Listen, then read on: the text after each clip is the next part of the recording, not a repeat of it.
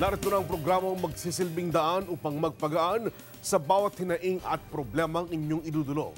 Tunutukan ang bawat makabuluhang pag-aksyon ng mga kinaukulan.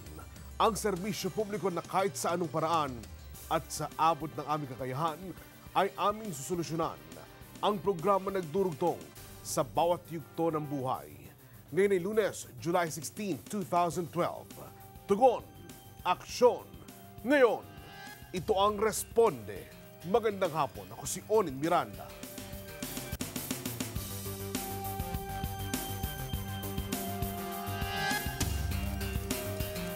Mga kaibigan, ang estudyante may 10 buwan para matapos ang isang baitang ng kanilang pag-aaral. 2 buwang pahinga para mapagandaan ang susunod na baitang.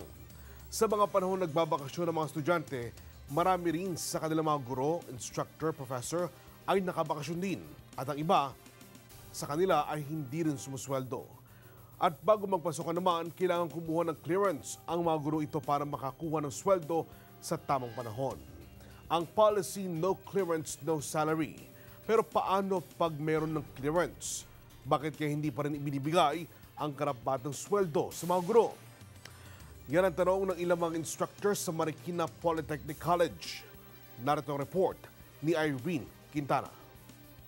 Kwento ni Jess Ostero, isang automotive instructor sa Marikina Polytechnic College o MPC, may 20 silang professors at instructors ang 3 buwan nang hindi pinapasahod. Ito ay simulaan niya sa mga buwan ng Abril hanggang Hunyo. At ito ay dahil umano sa isang patakaran sa nasabing eskwelahan. Ganun daw talagang ginagawa tuwing bakasyon, April and May, pahirapan magpasahod. Pag no clearance, no salary ang patakaran nila. Pero ang alam ko sa CHED, wala akong order na ganyan eh. Pero katwiran ni Jess, ang sakop lamang ng nasabing clearance ay mga buwan ng Abril hanggang Mayo at hindi nakasama ang Hunyo, kaya dapat ay tumanggap na sila ng sweldo. Nilinaw rin ito na naipasa na niya ang kanyang clearance noon pang June 14, kaya dapat ay noong June 29 ay may sahod na siya. Ngunit hanggang ngayon ay wala pa rin siyang natatanggap. Bukod dito ay hindi pa rin nila natatanggap ang kanilang bahagi sa Income Generating Project o IGP. Ito aniya ay ang kita ng eskwelahan na dapat ay paghahati-hatian nilang mga guro. Ipinakita rin niya sa amin ang listahan ng iba pang guro sa nasabing eskwelahan na hanggang ngayon ay wala pa rin natatanggap na sahod. Ito pong nakikita nyo ngayon ay ito po ang mga kasama ko na ilan lang sa mga hindi pa nagsasahod. Natatakot lang po sila lumapit sa inyo. Kaya ito lang po talaga yung may lakas loob. Ang sabi kasi nila, baka daw maapekto yung trabaho nila. At saka, ang alam ko po ay nag-aano sila ng promotion nila. Sa kabila ng pangambang lalong ipitin ang kanyang sweldo, ay pinili na ni Jess na humingi ng tulong sa Responde. Ako lang po talaga ang una nagreklamo sa inyo kasi alam ko malakas ang loob ko na matutulungan nyo ako kaagad at saka tulong ko rin sa mga kasamahan kong teachers.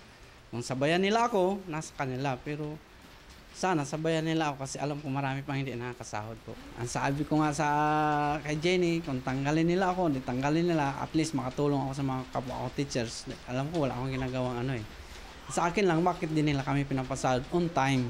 Labis na rin kasi ang perwisyong dulot nito sa kanyang pamilya. Bukod sa nababaon na sila sa utang at hindi makapasok sa eskwelahan ang kanyang panganay, ay naaawa rin ito lalo na sa kanyang bunso na 4 na buwang sanggol pa lamang.